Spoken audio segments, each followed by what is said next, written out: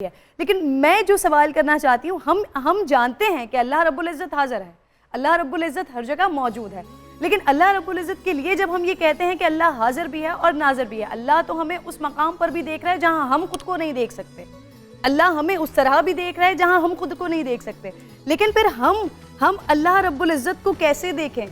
ہر شے میں اللہ رب العزت کی وحدانیت کا ہمیں معلوم ہوتا ہے. تو میں اس چیز کو ذرا چاہ رہی ہوں کہ یہ میسج آج ناظرین تک پہنچے کہ ہم کیسے ایک چھوٹے چھوٹے ذرے میں بھی اللہ رب العزت کو دیکھ سکتے ہیں, پہچان سکتے ہیں. علامہ صاحب, بسم اللہ الرحمن الرحیم. آپ نے بڑا نازک, باریک, لطیف اور اہم سوال کیا. دیکھیے, اللہ تبارک و تعالیٰ کی ذات ایسی ہے جس پر جتنی گفتگو ہم کریں ہماری فکر کی وسعتوں میں اضافہ ہوگا, لیکن اس کے لیے ٹائم زیادہ چاہیے.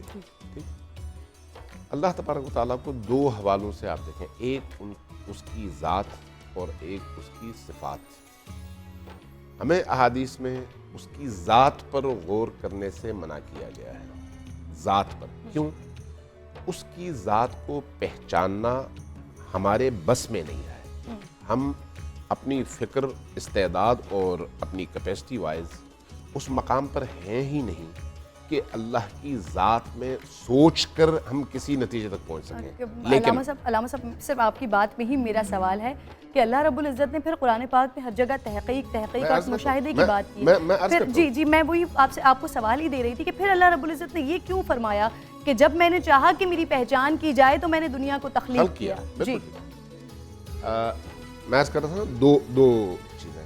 ایک اس کی ذات, چونکہ ہم خوگرے پیکرے محسوس ہیں. ہم جب دیکھتے ہیں تو آنکھ سے دیکھتے ہیں, چکھتے ہیں تو زبان سے چکھتے ہیں, سنتے ہیں تو کان سے سنتے ہیں, اور کسی چیز کو محسوس کرنا چاہتے ہیں تو ہاتھوں سے محسوس کرتے ہیں. یعنی یہ جو ہمارے حواس خمسہ ہیں یہ مادی ہیں, اللہ مادی نہیں ہے. درست. ان مادی چیزوں اور اسباب کے ذریعے سے غیر مادی چیزوں کا ادراک ممکن نہیں ہے.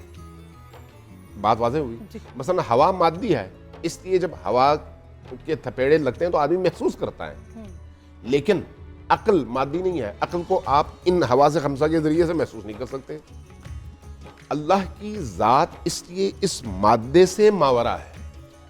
جب آپ اس کی صفات کی طرف آئیں گے, جیسے بھی مولانا نے فرمایا, اس کے جو اسماء اور صفات ہیں قرآن کریم میں یا احادیث میں 99 بیان ہوئے ہیں, لیکن جنگ بدر یا احد کے موقع پر اللہ تبارک و تعالیٰ کی طرف سے دعا نازل ہوئی جس کو ہم دعائے جوشن کبیر کہتے ہیں, اور ہم رمضان المبارک میں عام طور پر یہ دعا پڑھتے بھی ہیں.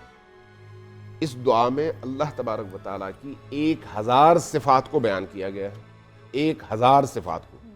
لیکن کیا ان 1000 صفات میں اللہ کی صفات ختم ہو گئی؟ نہیں, ایسا نہیں ہے. وہ لامحدود ہے. وہ لامحدود ہے.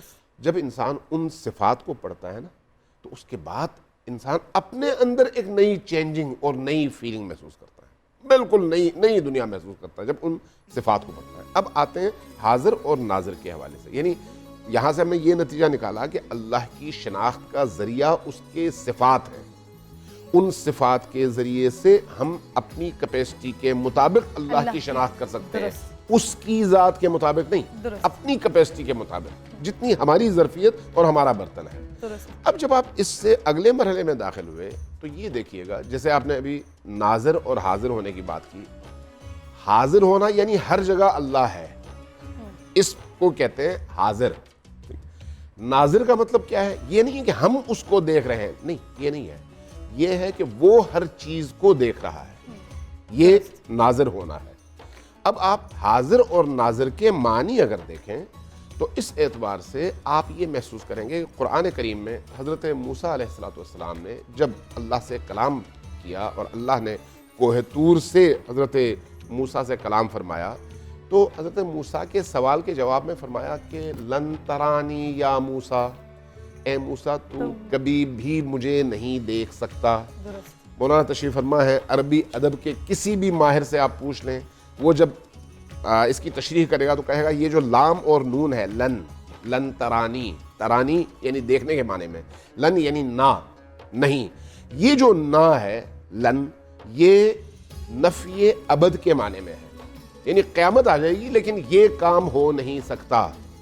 تو اب چاہے یہ دنیا چاہے وہ دنیا اللہ دیکھنے کی چیز نہیں ہے کہ کوئی شخص یہ کہے کہ میں تو اللہ کا دیدار کرنا چاہتا ہوں. ان آنکھوں سے دیدار ہو نہیں سکتا چونکہ ہم مادی ہیں.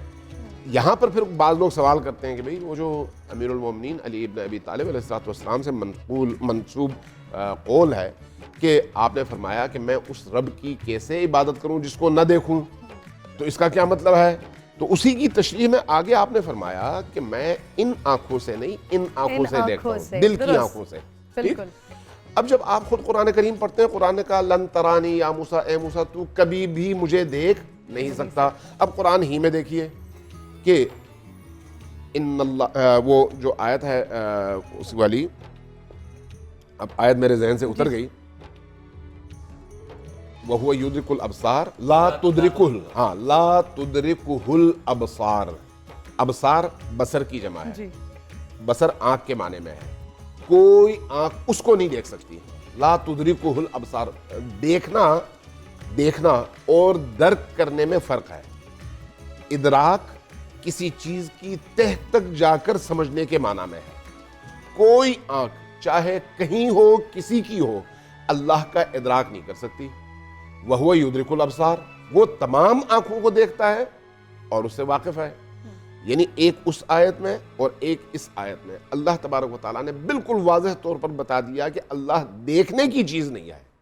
آپ دیکھ نہیں سکتے ان آنکھوں سے، ہاں ادراک کر سکتے ہیں دل کی نورانیت کے ذریعے سے. درست. اور پھر اسی لیے آپ روحانیت کے اس لیول پر، اس درجے پر پہنچ جائیں کہ اللہ رب العزت کو دل کی آنکھ سے آپ دیکھ سکیں. اب آپ جب اسی دنیا کے اندر یہ جو اللہ کی قدرت کے، تخلیق کے، فیض کے مظاہر ہیں، ان میں آپ کسی ایک چیز پر بھی غور کریں اللہ نظر آتا ہے.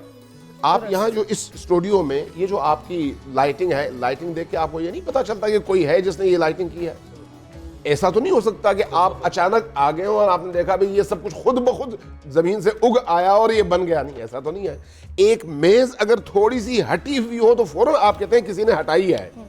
تو پھر یہ کیسے ہو سکتا ہے کہ اتنا پیچیدہ عالم جس کے ابھی ایک ذرے کا علم بھی انسان حاصل نہیں کر پایا اور اس کی گہرائیوں میں جا نہیں سکا، ابھی صرف یہ جو 5 فٹ 5.5 فٹ کا بدن ہے، اس بدن کے اسرار و رموز انسان پر ابھی واضح نہیں ہے، چہ جائے کہ اس پورے عالم کے اسرار و رموز اس پر واضح ہو گئے. جہاں انسان اتنا کمزور ہے کہ اپنے اس 5.5 فٹ کے بدن کے اسرار و رموز سمجھنے سے اب بھی قاصر ہے، جب وہ چاند پر پہنچ چکا ہے، سیاروں کی سیر کر چکا ہے، تو پھر وہ اس کائنات کے خالق کی ذات کا ادراک کر سکے کیسے ممکن ہے؟ تو اب ہم کیسے پہچانیں گے رب کو؟ اس کی صفات کے ذریعے سے، اس کی تخلیق کے ذریعے سے. جب ہم ارد گرد دیکھیں گے تو ہمیں خود بخود پتہ چل جائے گا یہ سارا عالم جو کہ اتنے نظم کے ساتھ ہے، کہیں بے نظمی نہیں ہے اللہ کے اس نظام میں. آپ دیکھیں، آپ یہاں پر رمضان ٹرانسمیشن کرتی ہیں تو اس رمضان ٹرانسمیشن کو ایک ترتیب سے کرتی ہیں. ایک ٹائم پہ شروع ہوتا ہے، ایک ٹائم پہ ختم ہوتا ہے، ٹائم دیکھا جاتا ہے، اور ہر کام کے لیے 2-3 بندوں کی ٹیم موجود ہے اور وہ منظم کرتے ہیں کہیں تھوڑا سا اونچ نیچ نہ ہو جائے. ایسا ہی ہے یہ پورا نظام خلقت، جس نظم کے ساتھ رواں دواں ہے. اس پورے نظام خلقت کے پیچھے کوئی عقل نہ ہو، کوئی تدبیر نہ ہو، کوئی ذات نہ ہو، کیا یہ ممکن ہے؟ بالکل. یہ وہی کہہ سکتا ہے جس میں عقل نام کی کوئی چیز نہ ہو. ورنہ اگر عقل ہے تو ہر عاقل آدمی چاہے موحد ہو یا نہ ہو، مسلمان ہو یا نہ ہو، اس کی عقل اس کا سب سے بڑا رہنما ہے. اور عقل کہتی ہے کہ اس پورے عالم کی تدبیر کے پیچھے ایسی مدبر ہستی ہے جس کی تدبیر میں کوئی ذرہ برابر شک نہیں کر سکتا. اب جب آپ اس اعتبار سے دیکھیں گے اللہ کے حاضر ہونے کو، ناظر ہونے کو، تو آپ محسوس کریں گے یہ جو ابھی میں بات کرنا چاہ رہا ہوں، آپ ابھی یہاں پر بیٹھی ہوئی ہیں، کیا آپ کو معلوم ہے کہ صرف 10 سیکنڈ بعد آپ کیا سوچیں گی؟ کرنا دور کی بات ہے، سوچیں گی کہ آپ کے ذہن میں کیا بات آئے گی؟ نہیں، آپ کو بھی نہیں معلوم، مجھے بھی نہیں معلوم. میں 5 منٹ بعد کیا بات کر رہا ہوں گا، میری زبان سے کیا لفظ نکل رہا ہوگا، مجھے نہیں معلوم. جہاں آدمی اتنا مجبور ہے کہ اس کو اپنے بارے میں اور اپنے فعل کے بارے میں مستقبل کے اگلے 5 منٹ کا علم نہیں ہے تو وہ خود بخود اپنے عجز، اپنی ناتوانی اور اپنی کمزوری کو محسوس کرتا ہے اور پھر اس قدرت مند رب کے وجود کا اعتراف کرتا ہے. بالکل درست. اور آپ نے جو خوبصورت بات کر کے اس ٹاپک کو پہلے ہی سوال میں کھول کے رکھ دیا نا کہ دل کی آنکھ جس سے اللہ رب العزت کو دیکھا جا سکتا ہے، محسوس کیا جاتا ہے، اور پھر ایک ایک شے میں ہمیں اللہ کی موجودگی کا احساس ہوتا ہے. بڑی خوبصورت آپ نے بات کی کہ ہم بات کر رہے ہیں، ہاتھ ہلا رہے ہیں، چل پھر رہے ہیں، سب ہر ایک مقام پر اللہ رب العزت کی وحدانیت کا معلوم ہوتا ہے، پتہ دیتی ہے. پرنور سحر اور ذکر خدا، نبیوں کی مدح سرائی. پیغام سنا اے باد صبا، پرکیف صاحب آئی. پوشیدہ ہے ایمان کی راہ اللہ کی کتاب مقدس میں.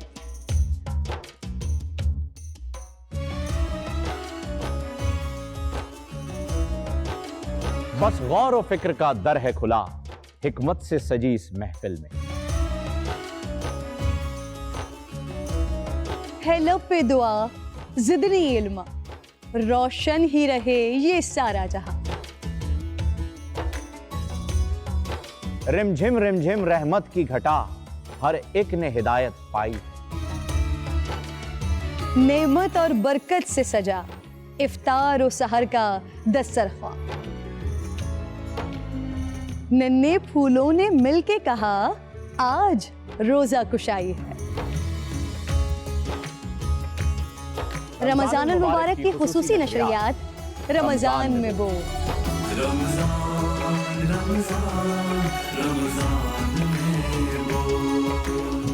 رمضان المبارک کی خصوصی نشریات رمضان میں بول، فہیم خان اور کرن ناز کے ساتھ روزانہ صبح 3 بجے سحر ٹرانسمیشن اور شام 5:30 بجے افطار ٹرانسمیشن، صرف بول انٹرٹینمنٹ پر.